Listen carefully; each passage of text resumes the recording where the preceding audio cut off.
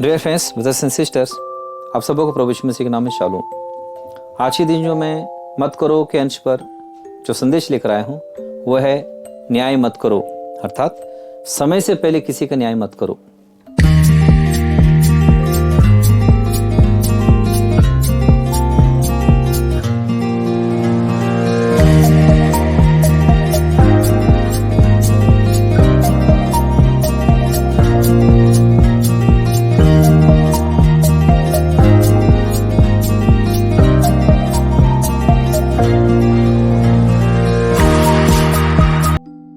उसके लिए एक वचन देख लेते हैं। पहला कुरिन्थियों की पत्री 4 अध्याय का 5वां वचन। सो जब तक प्रभु ना आए समय से पहले किसी का न्याय ना करो, वही तो अंधकार की छिपी बातें ज्योति में दिखाएगा और मनों की मतियों को प्रकट करेगा। तब परमेश्वर की ओर से हर एक की प्रशंसा होगी। डियर फ्रेंड्स, ये जो न्याय का अंश है ये बहुत बड़ा है।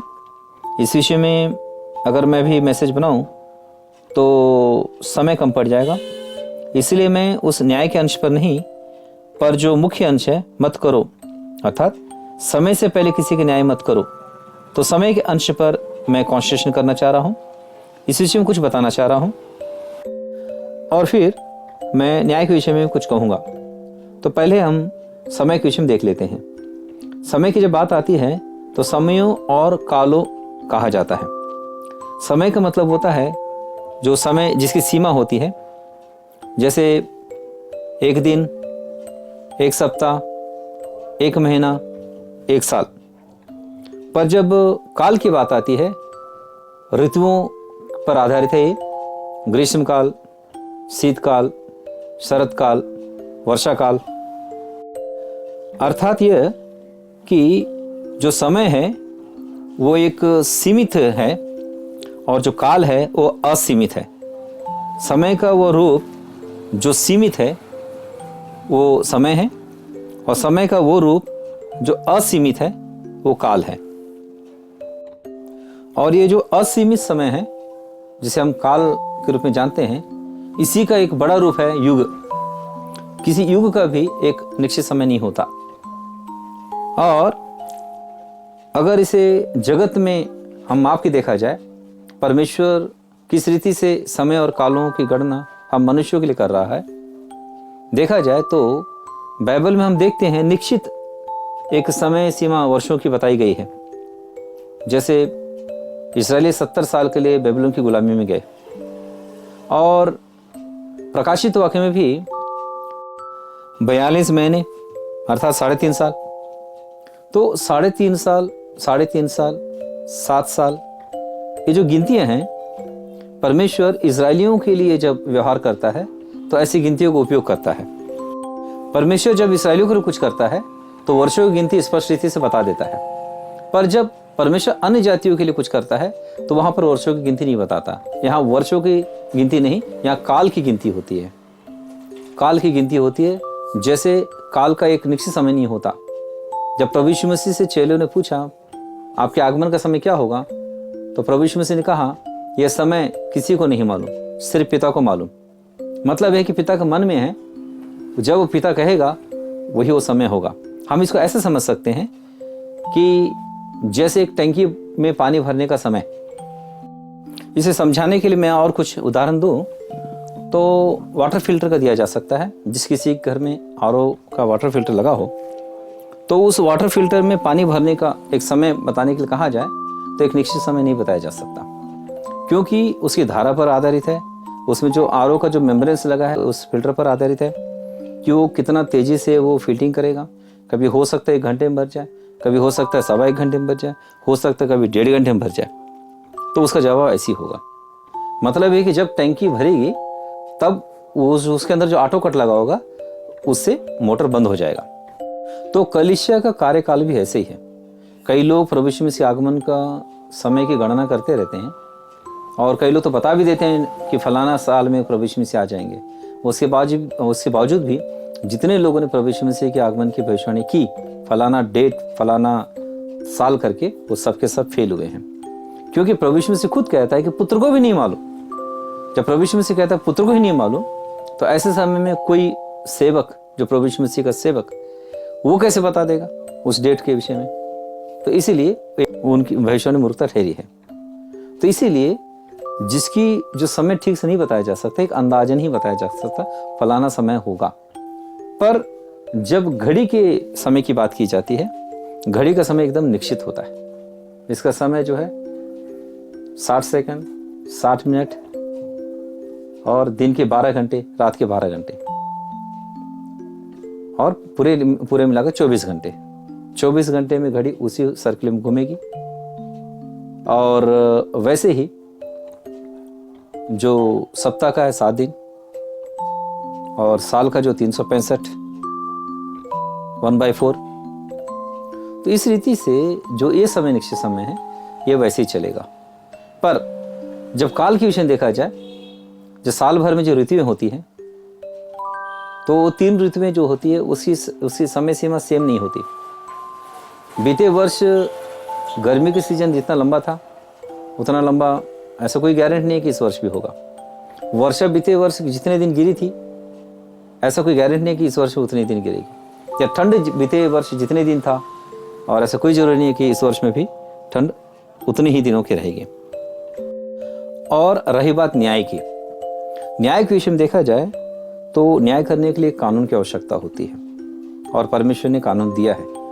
एक क्रिमिनल लॉ दिया है, एक सिविल लॉ भी दिया है। और उसके अलावा नए नियम में और एक बात का जिक्र किया गया है कि मन की मतियों मतलब गुप्त बातों का न्याय।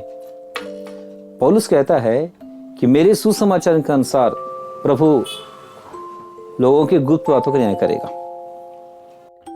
इसलिए इस वचन में यहाँ लिखा हुआ है कि जब तक प्रभु ना आए समय से पहले किसी का न्याय ना करो।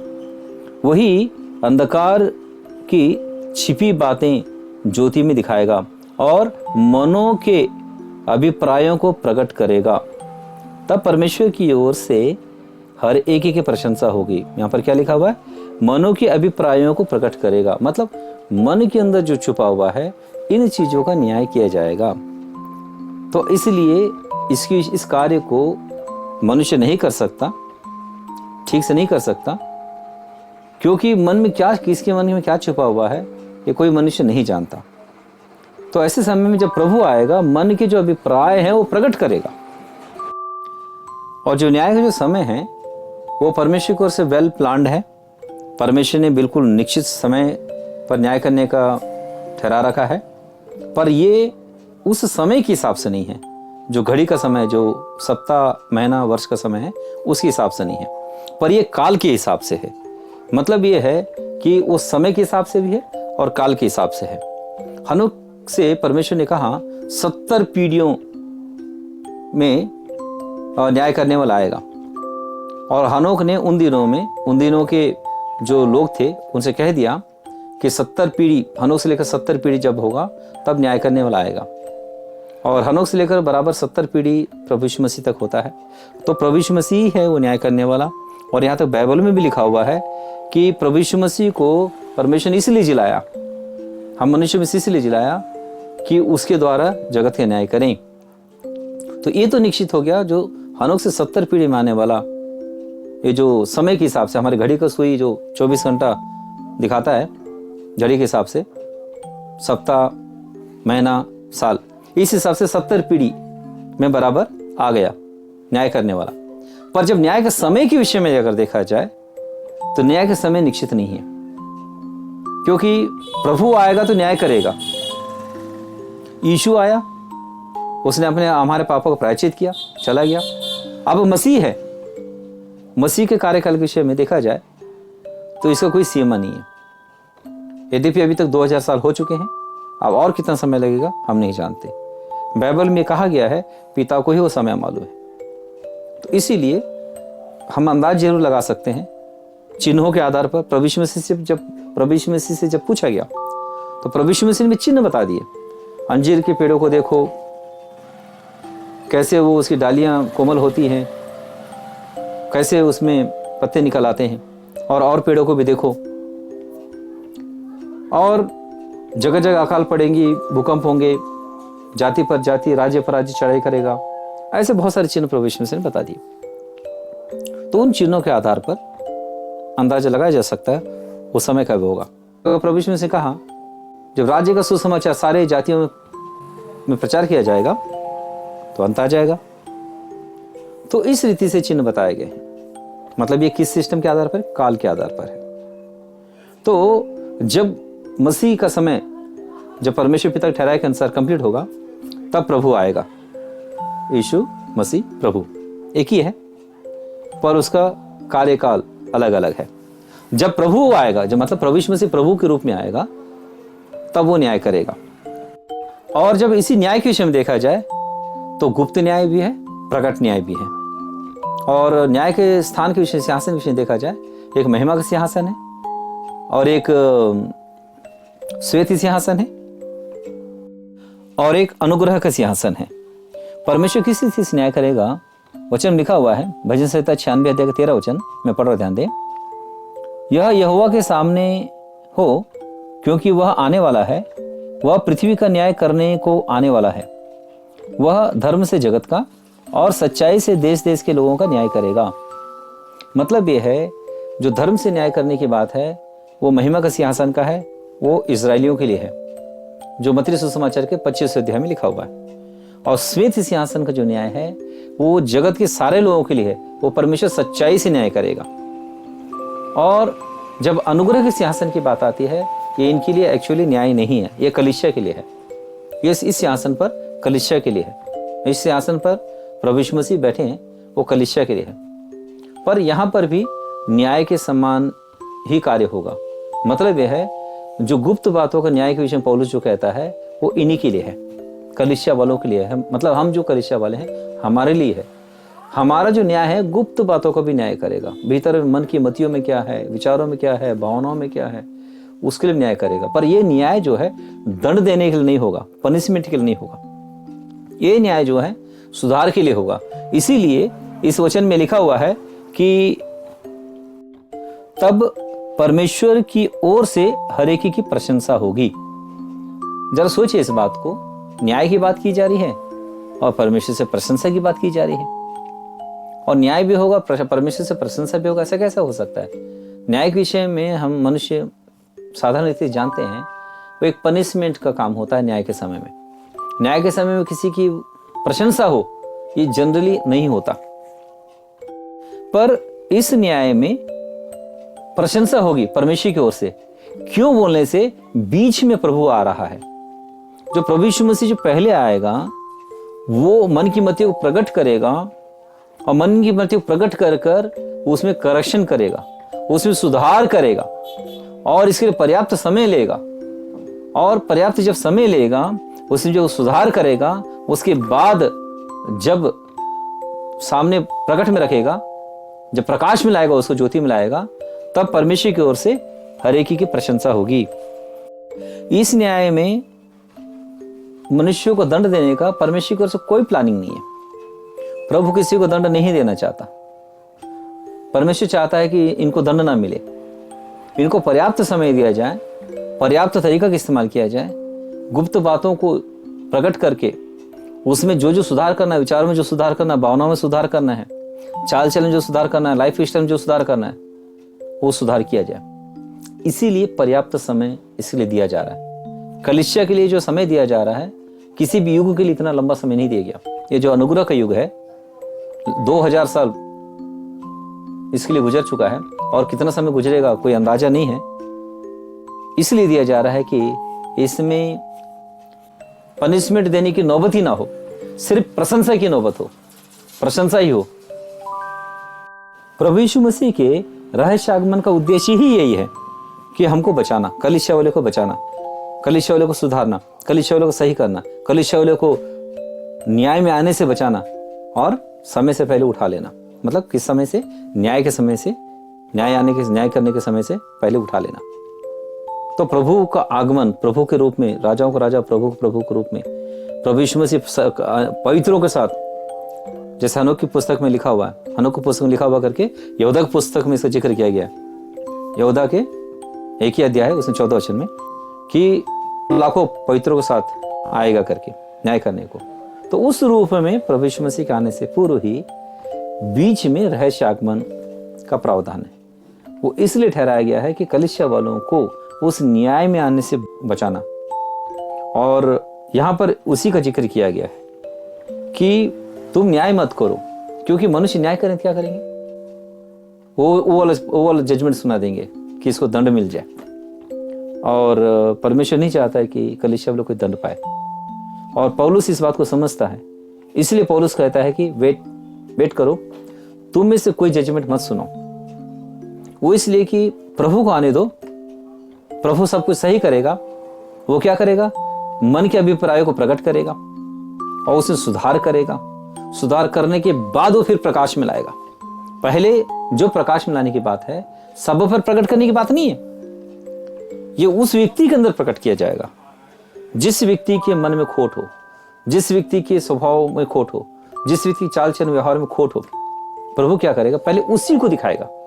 प्रकाश में लाना मतलब उसके प्रकाश में लाएगा, उसके मानस पटल में लाएगा, उस व्यक्ति की जानकारी में लाएगा, उसको दिखाएगा,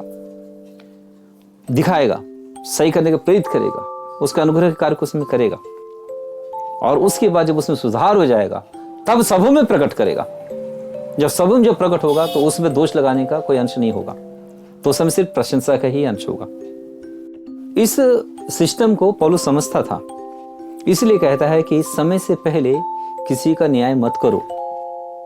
dear friends, brothers and sisters, मेरा आप लोग से कहना यह है कि परमेश्वर का भय मानते हुए, डरते कांपते हुए ये जो समय अनुग्रह का मिला है, इस समय को बिताओ और दूसरों का न्याय करने से बचो। और खुद का भी जजमेंट मत करो, न्याय मत करो। खुद के लिए सुधार के लिए प्रयास करो। ये प्रयास करो कि खुद की गलतियां प्रभु आप लोग के ही ध्यान में ला दें कि सुधार सको, इसलिए कि अनंत दंड में ना पड़ो। प्रभु से लगातार ही प्रार्थना करो, प्रभु मुझे आपके स्वरूप में बदलना है, मुझे आपके स्वरूप में बदलना है। तो मुझ में जो घटियां हैं, मुझ में जो कमियां हैं, मुझ में जो खोट हैं, वो मुझे दिखाइए। आपके प्रकाश में, आपके वचन के प्रकाश में दिखाइए, आपके पवित्र आत्मा प्रकाश में दिखाइए, आपके वचन प्रकाश में दिखाइए। और ईश्वरी पक्षताप को मुझे उत्पन्न कीजिए जो आपके पवित्र आत्मा के द्वारा है। आपके पवित्र आत्मा द्वारा मुझ में पक्षताप को उत्पन्न कीजिए, तब जो है मन फिराव को सिखाता है कि मैं मन फिरा सकूं, मेरे गलतियों से मन फिरा सकूं, मेरे स्वभाव में सुधार कर सकूं, मेरे भावनाओं में सुधार कर सकूं, मेरे आदतों में सुधार कर सकूं, मेरे विचारों में सुधार कर सकूं, मेरे चाल चलन में सुधार कर सकूं, मेरे लाइफ स्टाइल में सुधार कर सकूं और मुझ में कोई खोट ना पाया जाए। जैसे आप मुझे निर्दोष बनाना चाहते हैं, वैसे मैं निर्दोष बन सकूं। मैं अपने आप को प्रभु आपके हाथों में सौंप देता हूं, आपकी इच्छा में सौंप देता हूं, आपके अधीनता में सौंप देता हूं। मुझे तू वैसे ही निर्दोष बना, क्योंकि आपका वचन कहता है कि जैसा वो है वैसा हम भी होंगे। मतलब प्रभु यीशु मसीह आप जैसे हैं वैसे हमें भी बनाना चाहते हैं, मुझे भी बनाना चाहते हैं। तो मुझे अंगीकार कर। आप मुझ में प्रशंसा चाहते हैं तो प्रशंसा हो। ऐसे करके आप अपने आप को प्रभु यीशु मसीह के हाथ में सौंप दीजिए। प्रभु यीशु मसीह आए इसलिए हैं। फिर मैं आप लोग को याद दिलाना चाह रहा हूँ, बता देना चाह रहा हूँ, क्लियर करना चाह रहा हूँ कि प्रभु यीशु मसीह का रहस्य आगमन का उद्देश्य यही है। आप देख लीजिए बाइबल में पढ़ के, जहां जहां रहस्य आगमन के विषय में कहा गया है वो सुधार की ही बात है। जितने दृष्टांतों के द्वारा भी हमारे प्रभु यीशु मसीह ने जो शिक्षा दी है, उसमें भी आप देखेंगे ये कहा गया है कि जो दास को काम सौंपा, और जब घर का स्वामी आएगा उस समय दास को जो काम सौंपा था वो काम करते हुए पाया जाए। नहीं पाए जाएंगे तो उनको पनिशमेंट मिलेगा, पर पाए जाएंगे तो क्यों चिताया जा रहा है? जो काम सौंपा गया उसको ठीक से करो, जो जिम्मेदारी सौंप गई है उसे ठीक से निभाओ। मतलब सुधार के लिए कि अनुग्रह पाओ, क्योंकि यीशु का क्रूस पर का बलिदान जो है ना, वो छोटा कार्य नहीं है। वो ऐसा कार्य है, स्वर्गदूत भी उसे देखना चाहते थे किस पद्धति से प्रभु यीशु मसीह लोगों को बचाता है। पतरस पत्री में लिखा हुआ है। तो वो जो वेल प्लान्ड है परमेश्वर की ओर से, उसमें परमेश्वर मिस नहीं हो सकता। मैं आप लोग को और एक बात ध्यान में लाना चाह रहा हूँ। पुरानी में आप देखेंगे, उत्पत्ति पुस्तक 6वें अध्याय में आप देखेंगे कि वहाँ लिखा है कि यहोवा पछताया, परमेश्वर मनुष्य बना के पछताया। पछताने की बात है वहाँ पर आप नए नियम में एक लफ्ज भी आप इसको ढूंढ कर नहीं दिखा सकते कि परमेश्वर पछताया, पिता पछताया, पुत्र पछताया या पवित्र आत्मा पछताया करके। तो नए नियम में पछताने की बात नहीं है। क्यों? नए नियम का जो प्लान है एकदम परफेक्ट प्लान है इसमें परमेश्वर को पछताने की नौबत नहीं होगी। पिता पुत्र पवित्र आत्मा का जो फॉर्मेट है परमेश्वर का, ये बिल्कुल परफेक्ट फॉर्मेट है। और इस फॉर्मेट में परमेश्वर काम करने के बाद फिर पछताने की नौबत नहीं होगी, पछताने का चांस ही नहीं है। आप देख लीजिए, खोज लीजिए नए नियम में कि परमेश्वर ने पछताया, पिता पछताया या पुत्र पछताया, मतलब प्रभु यीशु से पछताया या पवित्र आत्मा पछताया, ऐसा कोई भी एक क्वेश्चन मिल जाएगा, आप देख लीजिए, नहीं मिलेगा आपको। क्यों? वो इसलिए कि परमेश्वर के परफेक्ट प्लान में ये है, परमेश्वर अब पछताएगा नहीं। तो परमेश्वर पछताएगा नहीं तो हमारे कलीसिया के विषय में परमेश्वर जो योजना है वो उसमें कैसे पछता सकता है? ये बिल्कुल फेल नहीं होगा, क्योंकि ये हमारे प्रभु यीशु मसीह के अंडर में है, जिसने हमारे लिए क्रूस पर बलिदान हुआ। तो वो जो हमारे लिए क्रूस पर बलिदान हो गया, तो वो हमको सुधारने के लिए, हमको निर्दोष ठहराने के लिए वो अपनी पवित्र आत्मा को भी भेजा। उसका लहू लगातार बहता है, उसका वचन का प्रकाश हम पर लगातार फैलता रहता है, उसका पवित्र आत्मा हमारे लगातार काम करता रहता है, बाहर से भीतर से हमको भीतर से शुद्ध करना चाहता है। आप नए नियम के शिक्षक आप देख लेंगे, विचारों में सुधार करने के लिए कहा गया है। मन में सुधार करो, बाहर सुधार हो जाएगा। तो भीतर से हमको शुद्ध करना चाहता है, वो ऐसा शुद्ध करना चाहता है जैसे वो, और न्याय की सिंहासन सामने हमें ले जाए तो हम निर्दोष पाए जाए। तो dear friends, brothers and sisters, आज के लिए बस इतना ही। मैं सारे वचनों का और वचनों का जिक्र नहीं किया हूँ, क्योंकि समय के विषय में भी कहूँ उसके रेफरेंसेस बहुत हैं, और न्याय के विषय में कहूँ उसके रेफरेंसेस और ज़्यादा हैं। तो इसीलिए मैं जो मुख्य बात है, जिस टॉपिक को मैंने लिया हूँ कि मत करो, तो इस टॉपिक में है न्याय मत करो, मतलब समय से पहले न्याय मत करो। इसी के विषय में मैंने एक्सप्लेन करना चाहा और ये बातें आप सामने रख दिया हूँ। और आप लोग से भी कहता हूँ कि आप लोग भी समय से पहले न्याय मत करो। समय के पहले मतलब आप लोग न्याय करो ही मत।